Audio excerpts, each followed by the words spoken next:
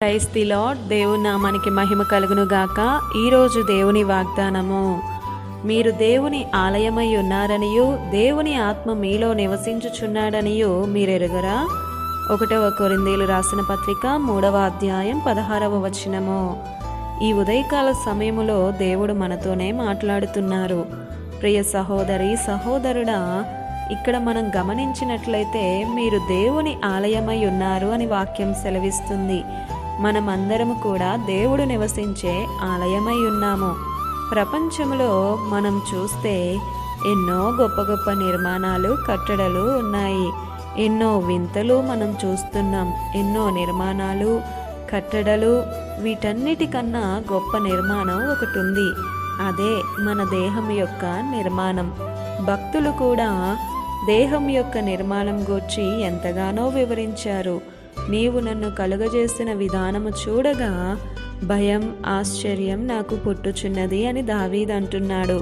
ఒక పిండం బిడ్డగా మార్చబడాలి అంటే 9 నెలల సమయం పడుతుంది. ఆ బిడ్డ యొక్క రూపం కన్న తల్లికి కూడా తెలియదు. కానీ ఆ బిడ్డను తయారు చేసే విషయంలో దేవుని హస్తముంది. ఆయన కష్టం దాచబడి ఉంది. ఒక అద్భుతమైన రూపాన్ని ఆయన తన స్వహస్తాలతో మనల్ని నిర్మించాడు. దేవుడు చేసిన ఈ దేహాన్ని మనం చెడు వ్యసనాల ద్వారా, త్రాగుడు ద్వారా, మనము చూసే చెడు దృశ్యాల ద్వారా మన దేహాన్ని మనమే పాడు చేసుకుంటున్నాం. ఇంకా చూస్తే మనస్సులో కూడా దేవునికి విరోధముగా పాపం చేస్తున్నారు. అంటే ఇతరుల మీద కోపం, అసూయ, కక్షలు, భేదాలు, విమతలు, ఇలా ఏ చిన్నది దేవునికి అయిష్టముగా ఉన్నా మన మనస్సును మాత్రమే కాదు, దేహాన్ని కూడా పాడు చేసేస్తాయి. ఈ దేహం అనే ఆలయంలో దేవుడు నివసించాలని ఆశపడుతున్నాడు. ఒక ఇల్లును నిర్మించుకొని అది చాలా దరిద్రముగా ఉంటే మనం నివసిస్తామా? అలాగే మన దేహం అనే ఆలయం పాపముతో, చెడు వ్యసనాలతో ఉంటే ఈ పాడైన దేహంలో ఆయన ఎలా నివసింపగలడండి? మన దేహంలో ఆయనకు అయిష్టమైనవి ఏవి ఉన్నా సరే అవి తీసేద్దాం. ఆ దేవాతి దేవుడు మనలో నివసిస్తాడు.